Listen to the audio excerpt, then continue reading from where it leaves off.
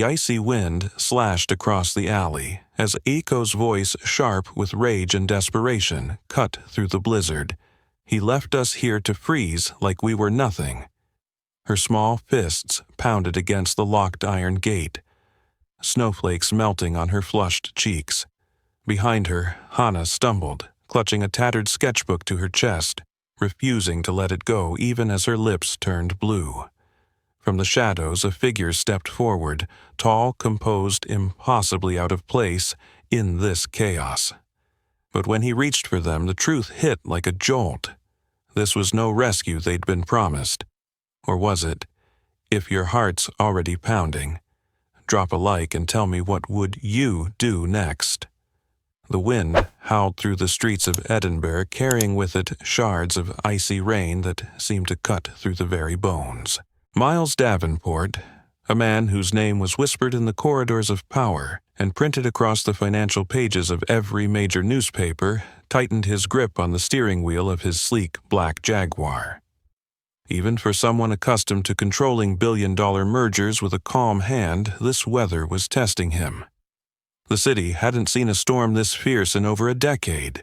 His headlights barely pierced the wall of sleet as he wound his way through the outskirts toward his estate on the edge of Arthur's Seat, a location he had chosen for its breathtaking solitude. Miles had always been a solitary figure. Despite his enormous wealth and influence, or perhaps because of it, he had learned to live apart from the world. His mansion stood on a rise above the city, its stone walls weathered by centuries but fortified with modern luxury. He had invested millions in restoring it, not for entertaining guests. He rarely had any, but for the quiet. Privacy was his currency, and he spent it lavishly.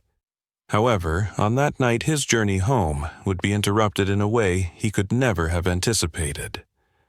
As he approached the tall wrought iron gates that marked the boundary of his property, the beams of his headlights caught something strange. Two small shapes huddled near the stone gatepost, barely distinguishable through the swirling snow. At first he thought they were stray animals, some poor creatures driven to his gates by the cold. But as the distance closed, the truth became chillingly clear: they were children.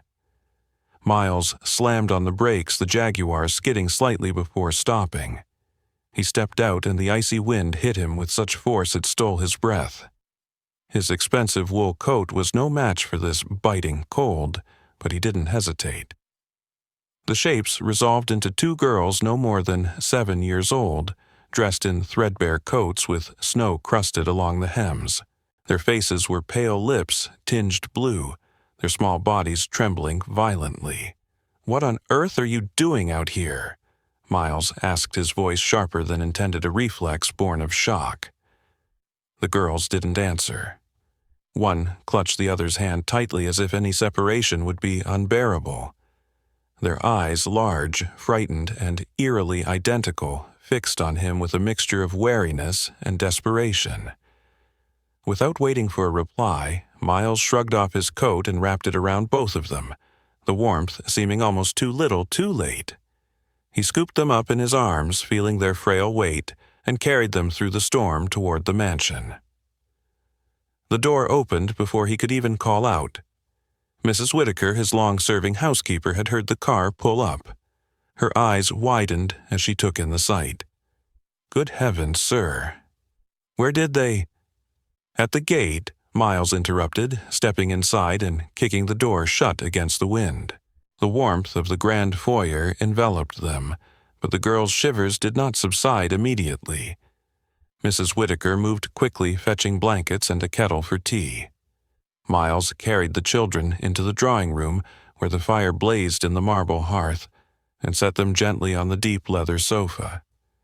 As the heat began to reach them, he saw them more clearly. They were twins, identical down to the way their hair curled damply at the edges. Yet, even in their identical features, subtle differences emerged.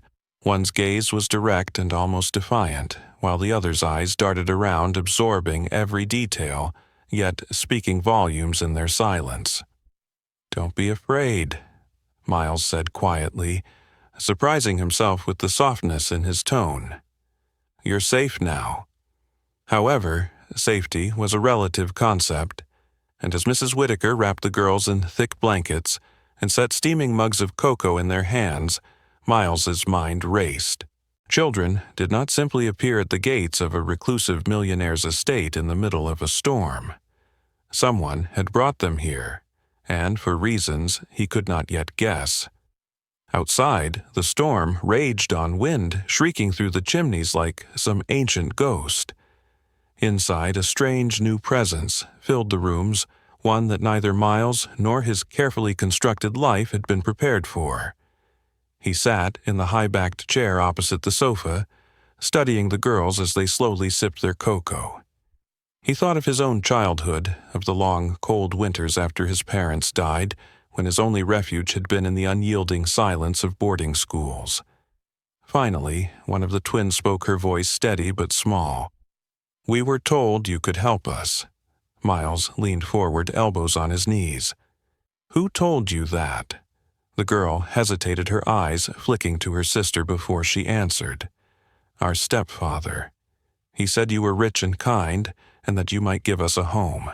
It was such a peculiar combination of flattery and abandonment that Miles almost laughed, but the weight of the situation pressed the reaction back down.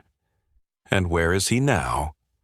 The girl shrugged slightly, the gesture too mature for her age. "Gone. He left us at your gate and drove away."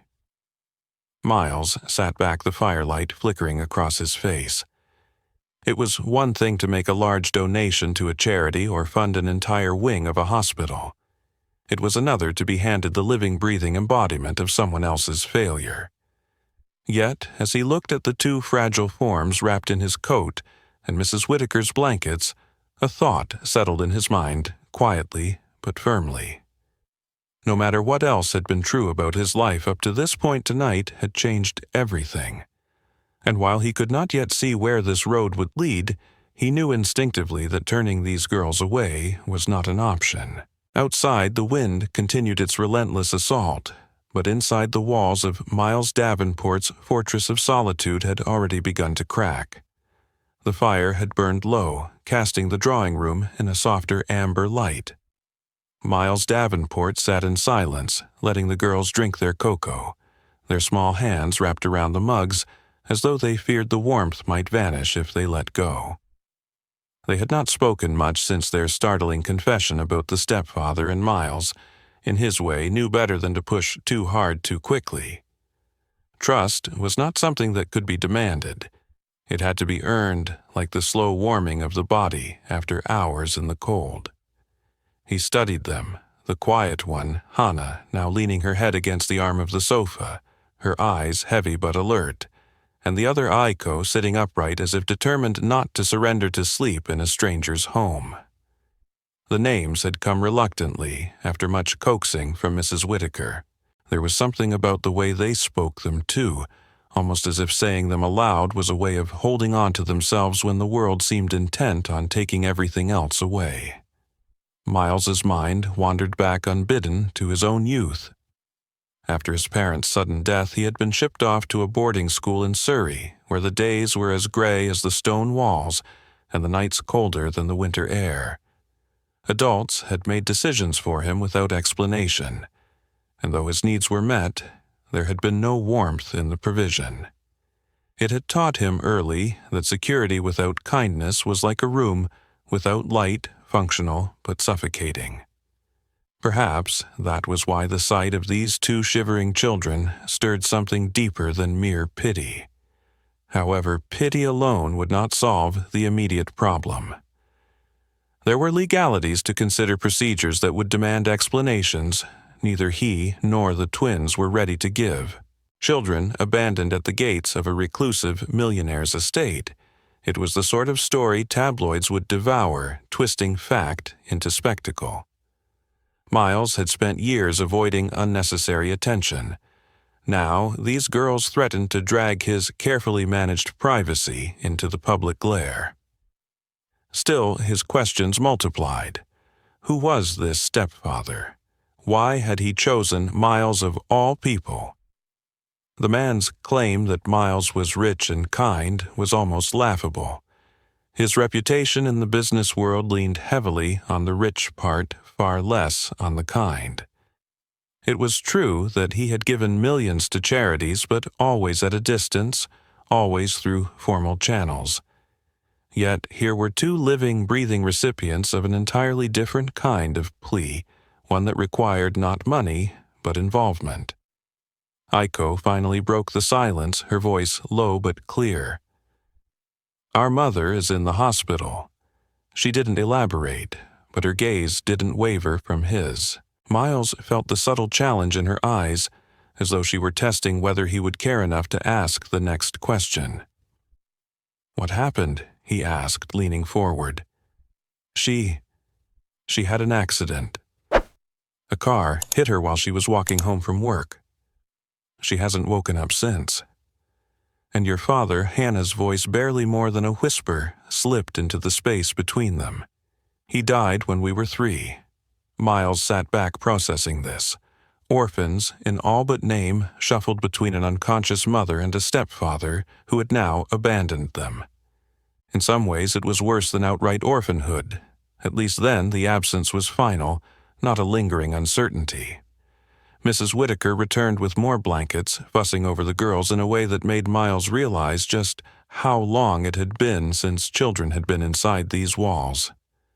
The old house with its high ceilings and echoing halls seemed almost to soften in their presence, as though it too recognized the shift. Outside the windows the storm still battered the city, but inside a different kind of turbulence was forming. Miles knew the easy route: call the authorities, hand over the twins, and retreat into the comfortable isolation he had built for himself. But another part of him, the part he had long buried beneath deals, acquisitions, and layers of detachment, was unsettled by the thought of sending them away. Moreover, there was something about the way Aiko had spoken of her mother that lingered with him. Not the words themselves, but the conviction in her tone. It was as if she believed against all reason that their mother would wake, and that someone like Miles might be a part of making that happen. He could not understand why, but he found himself wanting to know more. "You said your stepfather brought you here. Why me?" Aiko's lips pressed into a thin line before she answered. "Because of this." She reached into the pocket of her coat and pulled out a small weathered sketchbook. The cover was scuffed, the edges frayed, but when she opened it, Miles felt something stir in his chest. The first page held a drawing so precise and vivid, it was almost photographic, a seaside view of Monterey Bay, California. The kind of scene one could only capture from memory, not imagination. He blinked. This is where I grew up." Hannah nodded. "Our mother drew it. She said it was a place someone important to her once called home. It was a simple statement, but it landed heavily. The world was wide, yet here was a direct thread from these children's mother to his own past. Coincidence, perhaps, but the kind that demanded attention. He found himself wondering if their mother had known his parents, or perhaps crossed paths with him as a child, without either of them realizing it. Finally, Miles exhaled slowly. "Where is she now? Which hospital?" When Aiko told him, he recognized the name. It was one of the city's older institutions, respectable, but underfunded, a place where patients often languished longer than necessary due to lack of resources. He had funded projects there in the past, but always through intermediaries. Now the connection felt uncomfortably direct. The storm outside seemed to intensify, rattling the windows as if urging him toward a decision. Miles knew there would be consequences to whatever choice he made next. However, something had already shifted within him. The gate, the storm, the twins. They were no longer random interruptions to his evening. They were the beginning of something he could neither predict nor ignore. The storm had passed by, mourning, leaving Edinburgh cloaked in a fragile stillness. The snow clung to the trees and rooftops, turning the city into a postcard image, But inside Miles Davenport's estate, the atmosphere was anything but still. The twins had woken early, and Mrs. Whittaker, with a fondness that surprised even herself, had allowed them into the kitchen. By the time Miles entered, lured by the smell of warm bread, he found Aiko standing on a chair, carefully stirring a bowl of batter, while Hannah sat at the table, sketching with a focus that made the rest of the room disappear. He paused in the doorway, watching. It was an unfamiliar scene for him, children moving through his space as though they belonged there. However, instead of the discomfort he had expected, there was a strange ease in it. The estate had always been immaculate, almost sterile, but now there was a warmth that had nothing to do with the central heating. Over the following days, a tentative rhythm began to form. Aiko, the more outgoing of the two, took to shadowing Mrs. Whittaker, eager to learn how to cook proper meals. She asked questions incessantly about recipes, about Edinburgh, about why the big clock in the hallway chimed at odd hours. Hannah, on the other hand, preferred the quiet corners of the house. She carried her sketchbook everywhere, and Miles often found her sitting by the tall library windows, drawing whatever caught her eye. It was during one of these moments that he discovered the true extent of her talent. He had been passing by when he noticed the page she was working on, a detailed rendering of his study. Every item was captured perfectly, from the grain in the mahogany desk to the faint crease in the leather of his chair. But there was something else, too, in the drawing. A shaft of sunlight streamed in through the window, illuminating a vase of fresh flowers that did not exist in reality. "You've added something," he remarked gently, stepping closer. Hannah looked up, unafraid. "It's how it should be," she said simply. It was then he began to understand. She wasn't just copying what she saw, she was recreating it, as she felt it ought to be, infusing each scene with a touch of hope or beauty, as if her drawings could repair the imperfections of the world. However, their time together was not without tension. One afternoon, Miles had to step out for a meeting in the city. He returned to find Aiko in tears in the foyer, Mrs. Whittaker trying to console her. Hannah had slipped out through the side gate without telling anyone, and the winter light was already fading. They found her in the park nearby, sitting on a bench sketching a frozen pond. When Miles asked why she had gone, she only shrugged. "I needed to see something else," she said, as though the explanation was self-evident.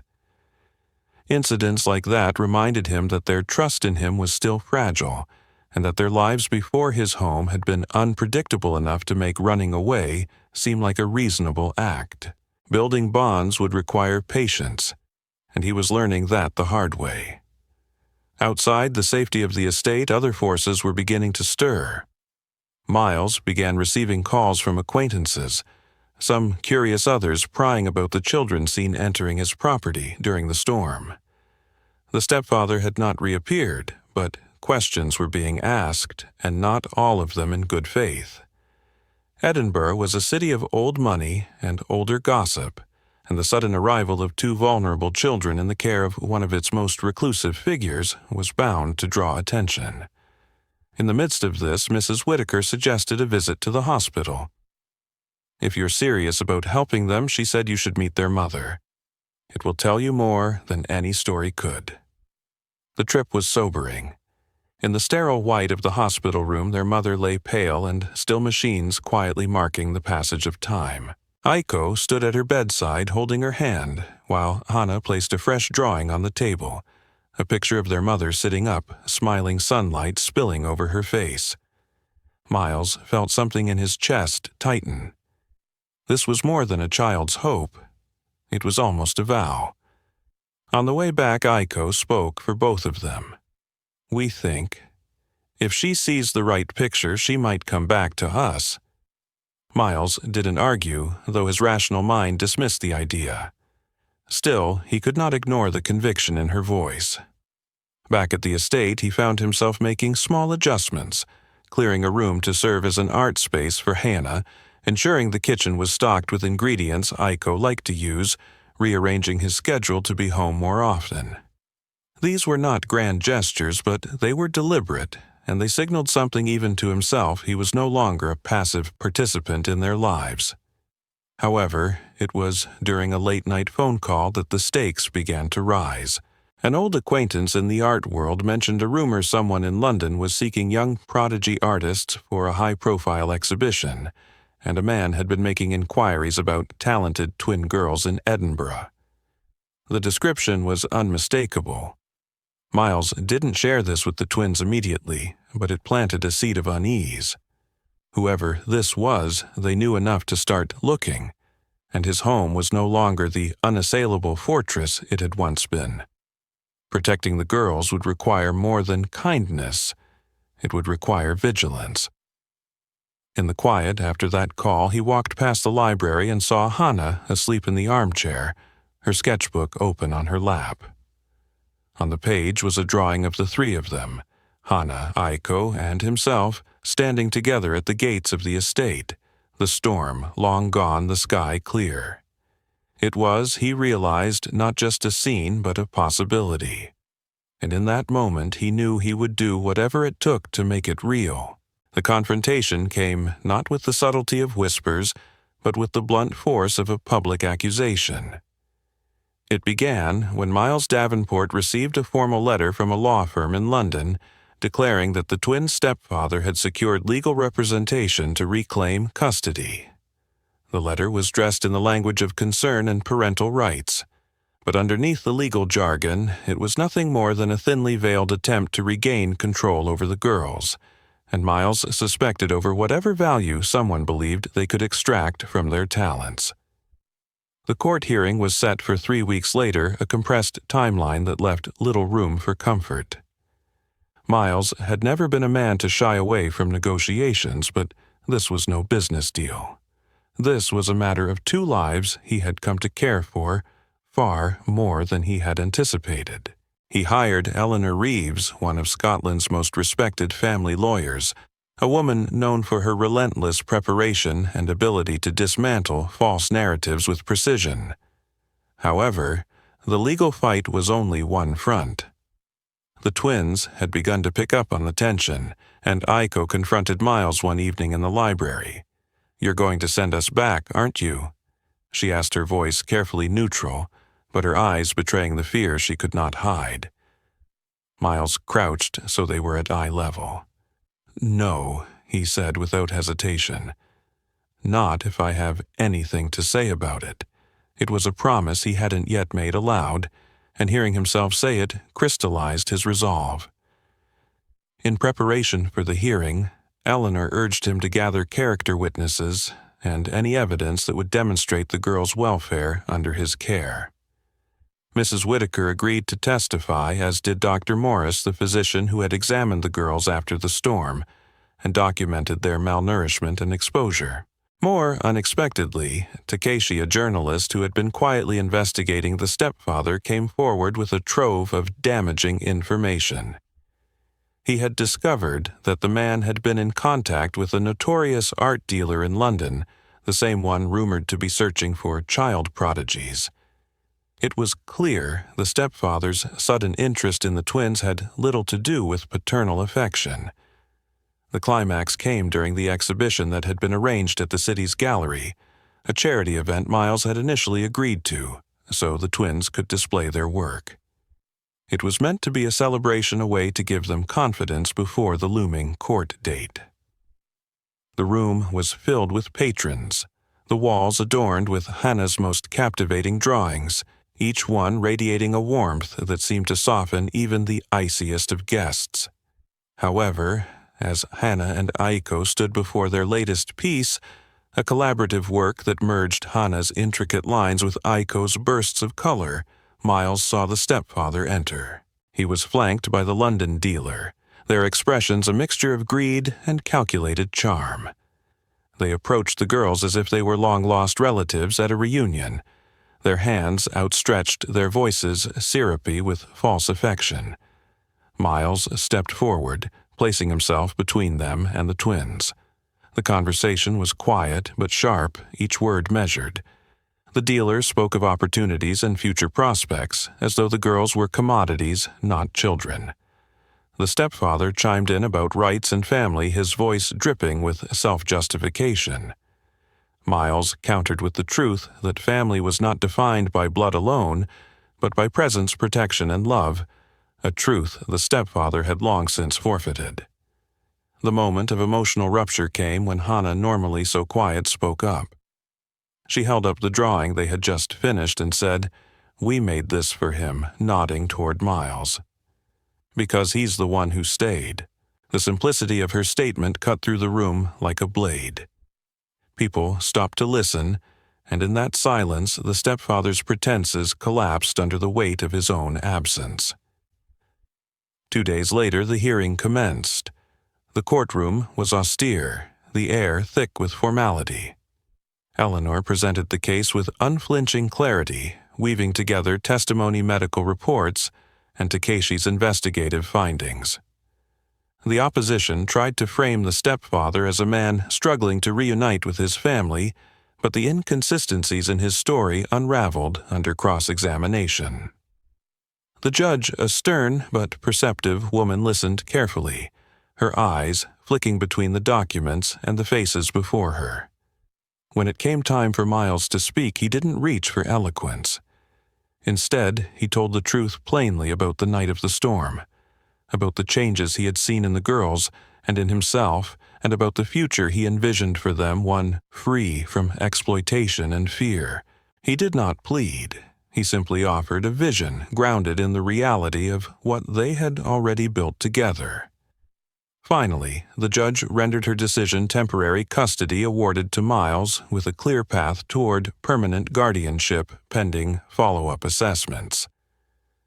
The relief in the room was palpable. Aiko squeezed his hand so tightly it hurt, but he didn't let go. Hannah simply leaned against him, her sketchbook clutched to her chest. Outside the courthouse, the snow had begun to fall again, soft and slow this time.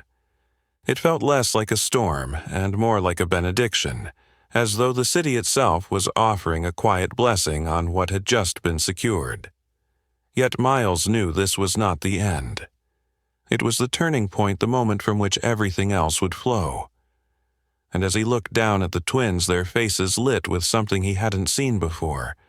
Security, he understood that no business victory he had ever achieved could compare to this. Spring came slowly to Edinburgh that year, as if reluctant to push away the last traces of winter. The air grew softer. The light lingered longer in the evenings, and for the first time in months, the gardens around Miles Davenport's estate began to stir with color. Within the house, life had also shifted into a new rhythm. Aiko and Hannah moved through the rooms not as guests or wards, but as if the space had adjusted itself to them, reshaping its quiet corners into places of laughter, warmth, and creation. The court's decision granting Miles temporary custody had brought relief, but also a sense of responsibility that he felt down to his bones. This was not a matter of holding on for a season. It was a commitment to something enduring. He had never imagined himself as a father figure. His life had been carefully engineered to avoid the vulnerability such bonds demanded, but every day with the twins had begun to dissolve that old design. Their mother's condition remained unchanged, but Miles refused to see this as the end of her story. On Saturday mornings they visited the hospital together. Aiko would bring fresh flowers, Hannah would bring a new drawing, and they would speak to her as though she were simply resting, listening from somewhere far away. One afternoon, Miles brought a framed copy of the collaborative piece the twins had created for the exhibition, placing it on the wall opposite the bed. "So she can see it when she opens her eyes," Hannah explained, her voice steady. It was a gesture so simple and so full of hope that Miles found himself lingering in the doorway afterward, unable to leave until he was certain she had understood, even in her silence. However, life was not only about waiting. Miles began to integrate the girls into more of his world. He took them to the markets in the old town where Aiko delighted in bartering for fresh ingredients, while Hannah collected small trinkets to sketch later. They visited the library at the University of Edinburgh, wandered the galleries of the Scottish National Portrait Museum, and spent afternoons in the park feeding the swans. In these moments, Miles noticed how their guardedness had begun to fade. Aiko's laughter came quicker. Hannah's drawings grew brighter, and both of them started speaking about the future in ways that suggested they finally believed they had one. Still, there were reminders of how fragile this stability was. A letter arrived from the stepfather's solicitor conceding the current arrangement but hinting at a possible appeal. Miles didn't show it to the girls. Instead, he filed it away and redoubled his efforts to create an environment so safe and grounded that any outside threat would feel powerless. Protecting them was no longer a matter of law, it was a matter of love. One crisp morning in early April, Mrs. Whitaker proposed something unexpected, entering the twins into a community art showcase at the local cultural center. "It's not about winning," she told Miles. "It's about letting them share what they've been building here." At first, he hesitated. Public attention had been risky before, but the girls' excitement was immediate and contagious. They worked for weeks, often side by side in the art room Miles had set up for them, Hannah's careful lines merging with Aiko's bold strokes in ways that seemed almost symbolic of the life they were weaving together. The showcase became more than just an event. It was a quiet declaration. Parents and children wandered through the exhibits, pausing at the twins' piece, a sprawling canvas, depicting the estate in spring, its gates open the gardens alive with blossoms. In the center, three figures stood together, Miles, Aiko, and Hannah beneath a sky streaked with light. The simplicity of it drew people in, but it was the feeling it carried that made them linger, a sense of belonging, hard-won and deeply cherished. As they stood together in front of their work, Hannah slipped her hand into Miles's. "It's not just a picture," she said. "It's what we have now." Later that month, during one of their hospital visits, something changed. It was small at first, a flicker of movement, a shift in breathing, but enough to draw the nurse's attention. Miles held the girls back gently as the medical staff checked vitals, but his eyes stayed fixed on the bed. The doctor explained that it was too early to predict recovery, but that responses like these were promising. That night, after the twins had gone to bed, Miles sat in his study staring at the Monterey Bay sketch that had started everything. He realized that the gift everyone spoke of wasn't just Hannah's talent or Aiko's energy. It was the way they had drawn him out of his own self-imposed exile, reintroducing him to the messy, unpredictable, profoundly human work of caring for someone else. By the time summer arrived, the estate was transformed. The once quiet halls now echoed with music, conversation, and the occasional thud of a dropped paintbrush. Miles had begun running part of his business from home, rearranging his life so that presence rather than absence defined his days. The final proof of change came during the city's annual festival. The three of them stood together on the Royal Mile, watching the parades pass by, the air filled with the sound of pipes and drums. Aiko pointed out performers she wanted to see next year. Hannah sketched the crowd with quick, sure lines, and Miles found himself imagining that future without the old hesitation. Finally, as the evening light settled over the city, Hannah handed him her sketchbook. On the page was a new drawing, the three of them in the garden, their faces turned toward the sun with the gates of the estate open wide. Beneath it, in small, careful letters, she had written, "Home." Miles closed the book gently, feeling the weight of what they had built together. This wasn't just survival. It was the beginning of a life messy, unpredictable, and immeasurably better than the one he had before. And for the first time in years, he knew he would never trade it for anything. In the end, what began as a night defined by ice and isolation became the start of something far greater than any of them could have imagined.